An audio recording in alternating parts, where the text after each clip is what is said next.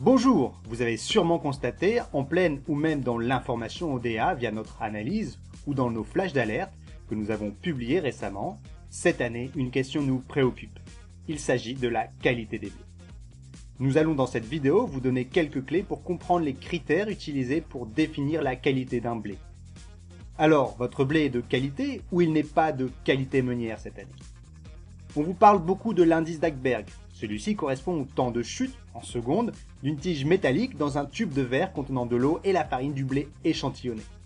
Cet indice varie entre 60 et 500 secondes. Pour simplifier, il dépend du taux d'amidon dans le grain de blé. Or, ce taux d'amidon baisse lors de la germination du grain de blé. En effet, le travail des enzymes réduit cet amidon.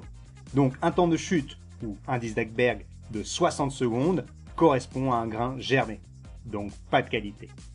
En plus de cet indice d'Ackberg, on fait référence au taux de protéines et à la force boulangère pour déterminer la classe du blé. Il existe 4 classes. Blé de classe E, 1, 2 et 3. Ainsi, un blé de classe E, considéré comme la Rolls-Royce des blés, correspondra à un taux de protéines de 12%, une force boulangère de 250 et un indice d'Ackberg de 220 ou supérieur. Un blé de classe 1, comme haute qualité, correspondra à un taux de protéines entre 11 et 12,5%, une force boulangère entre 160 et 250 et un indice d'Ackberg de 220 ou supérieur. Un blé de classe 2 verra son taux de protéines entre 10,5 et 11,5 et la force boulangère sera selon les spécifications contractuelles et l'indice d'Ackberg sera 180 ou supérieur.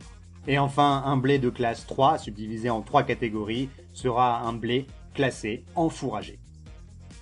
Cette année, votre commercialisation est fonction de la qualité de vos récoltes. Je vous invite donc à contacter la hotline pour définir au mieux les stratégies que vous pouvez mettre en place. Bonne moisson et à bientôt!